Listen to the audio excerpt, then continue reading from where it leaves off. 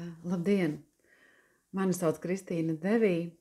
Es priecājos jūs šeit redzēt savā YouTube kanālā, kurā es dalos ar svarīgām cilvēka dzīves sajūtām, ar notikumiem, kur ietekmē cilvēka dzīvi, ar cilvēku dvēseles izaugsmu, transformāciju un dziedināšanos.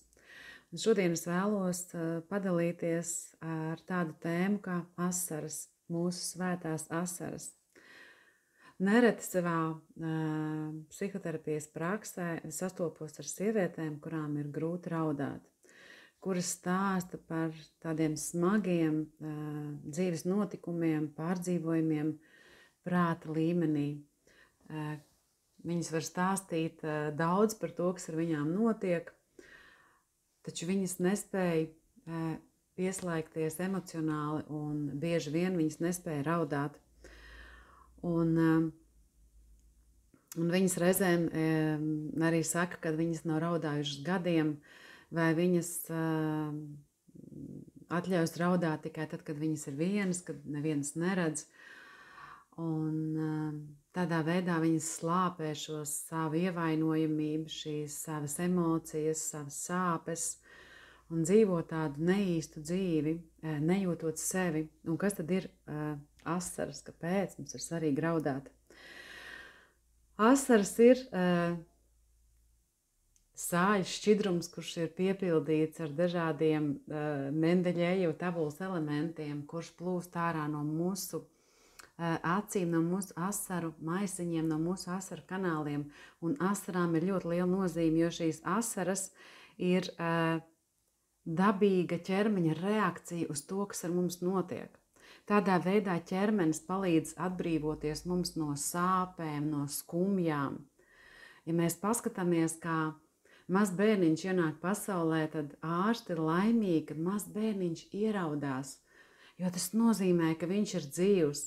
Tas nozīmē, ka viņā ienāk šī tāda dzīvība. Un tad mēs priecājamies par šo raudāšanu, bet vēlāk dzīvē mēs saskaramies ar dažādām spēcīgām emocijām, pārdzīvojumiem, un reizēm mēs sākam šo raudāšanu uzskatīt par kaut ko nevēlamu. Taču caur asarām mūsu ķermenis atbrīvojās no stresa un no spriedzes, un no tādām spēcīgiem pārdzīvojumiem, kurus mēs esam piedzīvojuši savā dzīvē. Tādā veidā caur asarām izraudoties, mēs palīdzam savam ķermenim, savai sistēmai atbrīvoties. Un tad, kad mēs izraudamies, tad mēs iegūstam emocionālu atvieglojumu. Kad mēs sevī samazinam šo tādu emocionālo spriedzi. Un tas ir tas, ko terapijā sesijās sievietes, tad, kad viņas ir atļāvušās raudāt, viņas saka, man kļuva vieglāk. Es jūtu iekšā tādu mieru, maigumu. Ja, tā sajūta, ka tā iekšējā pasaule ir kļuvusi maigāka, kad es atļauju sev raudāt. Asaras raudāšana palīdz mums arī samazināt stresu, jo zinātnieki ir pierādījuši, kad mēs asaras satur kortizolu. Tad mēs caur asarām mēs izraudam, ķermenis izdala šo stresa hormonu kortizolu. Tāpēc, jo vairāk mēs raudam, jo mēs kļūstam arī maigākas, jo šis stresa hormons, viņš mums liek arī mūsu ķermenim būt tādā saspringtā stāvoklī. Taču tad, kad mēs atļaujam sevi izraudāties, izraudam šos atbrīvojamies no šīm stresa hormoniem, tad arī mūsu ķermenis, visu mūsu sistēmu atbrīvojās. Raudāšana palīdz arī mums būt empātiskākiem, līdzjūtīgākiem. Un tas ir tas, kas mūs īpaši kā sievietes padara maigākas, sievišķīgākas, kad mēs sev ļaujam raudāt. Kad mums nav jābūt tām stiprajām, kuras visu var, bet ka mēs kļūstam empātiskāks pret sevi, tas nozīmē, ka es atļauju sev raudāt. Un ja es atļauju sev būt ievainojamai, jūtīgai, tad es tādu varu būt arī pret citiem. Bet ja es esmu stingra pret sevi, es neļauju raudāt, man ir jābūt stiprai, es arī nebūšu maiga un iejūtīga pret citiem cilvēkiem. Un, protams, kad mēs raudam, mēs sev palīdzam dziedināt dažādus emocionālus ievainojumus un sāpes, traumas. Un pavisam nesen es dzirdēju, ka tad, kad mēs neļaujam mūsu dvēselē raudāt, tad raud mūsu ķermenis. Un tas ir stāsts par šiem cilvēkiem, kuri neļauj sev būt ievainojami, jūtīgi, un tādā veidā viņu ķermenis sāk izpaust to, ko viņi nespēja izpaust caur savām emocijām, neapzinoties to, ko viņi jūt, nespējot raudāt, izraudāties.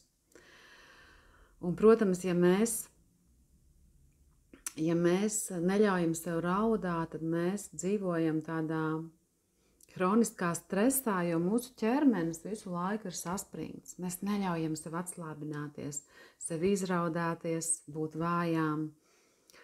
Un, protams, kad šī tāda ilgstoša neraudāšana var novest arī pie depresijas. Arī tas ir tāds fakts, ar kuru es saskaros savā praksē, kad sievietes savās sāpēs tik ļoti ir nocietinājušās. Reizēm tās ir līdzatkarīgas attiecības, kurās viņas pārstāja raudāt, jo nav vērts, neviens nedzird. Un tad viņas saskarās ar tādiem depresīviem momentiem, ar depresīviem stāvokļiem, jo tad, kad es noliedzu sev raudāšanu, es aizliedzu sev raudāt, tad es aizliedzu sev visu. Tas nozīmē, es aizliedzu sev just.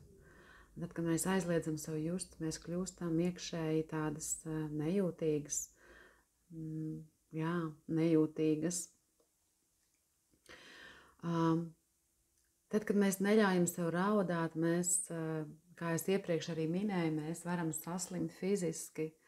Ja mūsu ķermenis nevar atbrīvoties no spriedzes, mūsu orgāni ir saspringuši, jo mūsu muskuļi ir saspringuši. Un tādā veidā mēs piedzīvojam dažādas psihosomatiska rakstura problēmas. Un es savā praksē strādāju ar psihosomatiska rakstura problēmām, ar kurām sastopas sievietes un samērā veiksmīgi, bet, protams, tas ir atkarīgs no katra individuāla gadījuma, cik sieviete ir gatava pati atvērties un strādāt ar sevi, ar saviem pārdzīvojumiem, savām emocijām. Un mēs arī nevaram izdziedināt šos fiziskos simptomus, šo psihosomatiskos simptomus vai kaut kādas saslimšanas prāta līmenī. Mums ir vienmēr jānolaižās savā emocionālajā līmenī un ķermeniskajā līmenī. Un vispār es ticu, ka lielākā daļa slimību ir psihosomatiska rakstura. Protams, ir ģenētiski iedzimtas un ir tādas, kuras ir dzīvesveida slimības.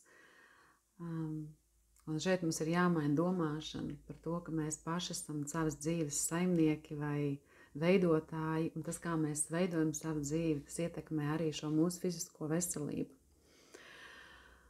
Un, protams, tās ir grūtības attiecībās, tādā tuvībā, jo ja mēs nespējam atvērties savā ievainojamībā pret otru cilvēku, tad mēs arī viņam nedodam šo atļauju atvērties ievainojamībā, atvērties šajā jūtīgumā. Tāpēc es vienmēr saku, ka tomēr pirmās esam mēs tās sievietes attiecībās, kuras rādām šo savu ievainojamību. Vīriešiem pirmiem parādīt šo ir daudz grūtāk un ja viņiem pretī būs sieviete, kura ir nejūtīga vai kur neraud, mēs varam radīt emocionālu traumu arī šim vīrietim, kurš ir atvēries. Tāpēc ir svarīgi mācīties atļaut sev just, atļaut sev raudāt. Atļaut sev raudāt nozīmē atļaut sev dzīvot, atļaut sev just. Un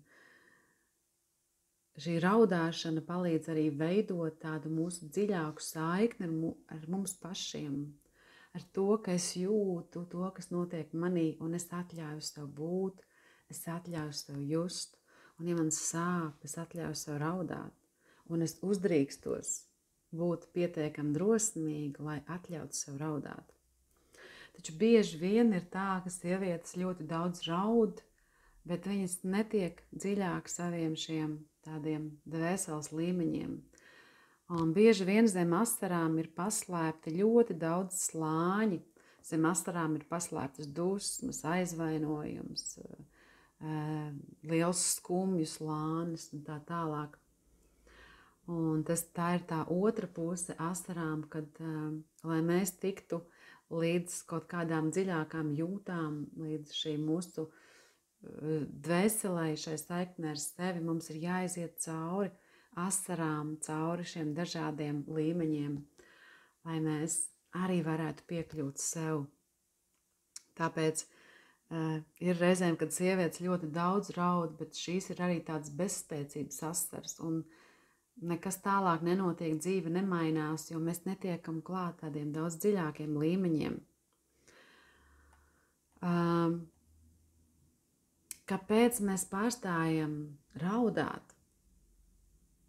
Pavisam nesen ieliku Instagramā arī šo tādu ierakstu, arī Facebookā par to, kāpēc mēs pārstājam raudāt. Un ļoti bieži tas ir tas, ko mēs pieredzam savā bērnībā, savās attiecībās ar vecākiem, ar to vidi, kurā mēs augām, vai mēs varējām raudāt, vai mūsu ģimenē raudāja, kāda bija šī attieksme pret ievainojamību, pret jūtīgumu.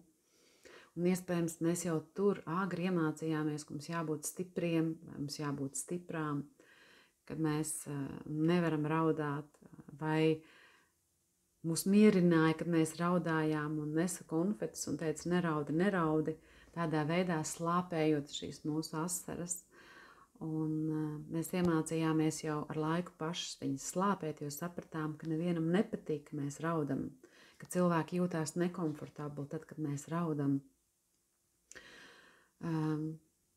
Tās ir arī šīs tādas sabiedrības normas vai sabiedrības kultūras iezīmes, kurā mēs dzīvojam un kurā ir šie priekšstati par to, kas ir asaras, ko nozīmē, ja mēs raudam. Un cilvēkiem nav šo zināšanu par raudāšanu, par to, cik tas ir svarīgi.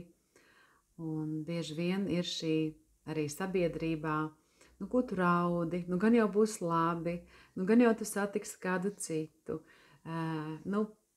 pāries un mīlēs atkal, vai nav jau tik slikti.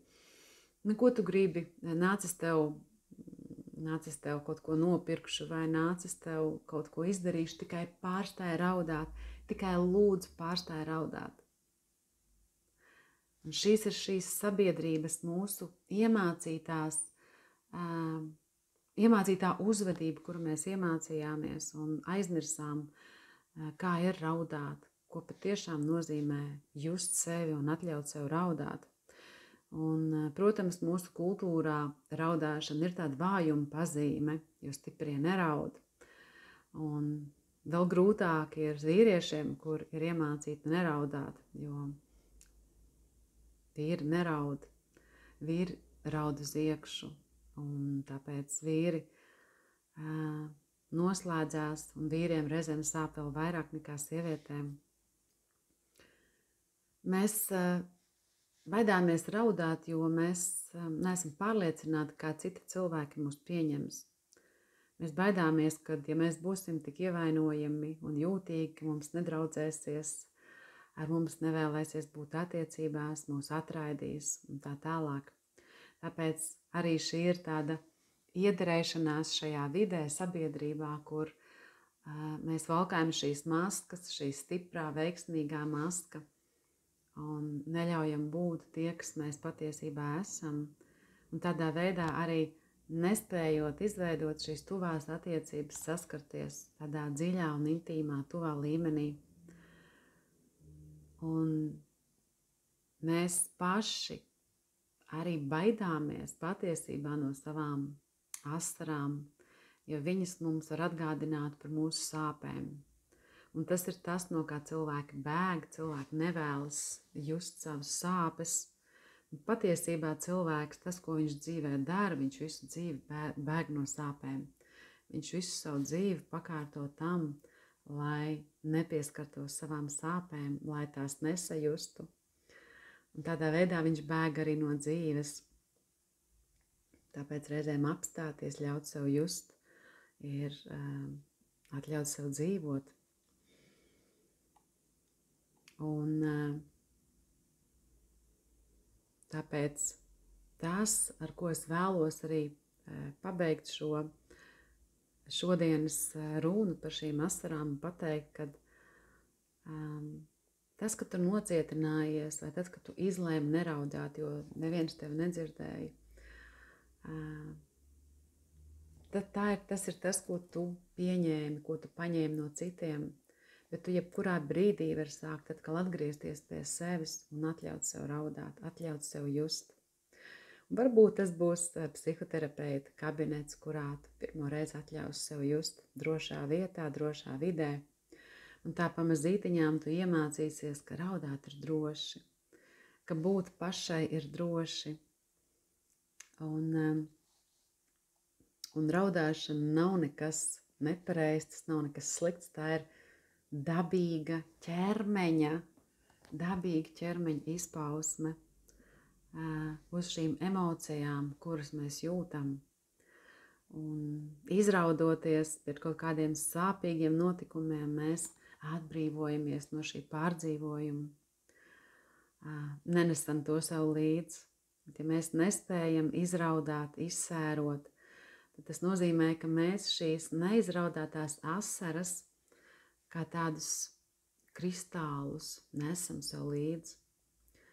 Un pavisam nesen arī skatījos dokumentālo filmu, kurā krievu zinātnieki mikroskopā pētīja cilvēku asaras, un kad viņi varēja atšķirt dažādas emocijas, kas notiek ar cilvēku, un šiem asaru kristāliem ir pat dažādi raksti, kā šie kristāli izskatās. Tāpēc varētu teikt, ka asaras ir mūsu dimanti, jā, kuri līst no mūsu acīm ārā, lai mēs būtu cilvēcīgāki, justu šo cilvēcīgumu vairāk sevī. Un patiešām cilvēks, kurš raud, viņš ir jūtīgāks, viņš ir cilvēcīgāks un empātiskāks. Tāpēc, atļaujot sev raudāt, mēs kļūstam cilvēcīgāki. Paldies! Ja tev patīk šis video, padalies ar citiem, un es priecāšos par taviem īkšķīšiem un taviem komentāriem.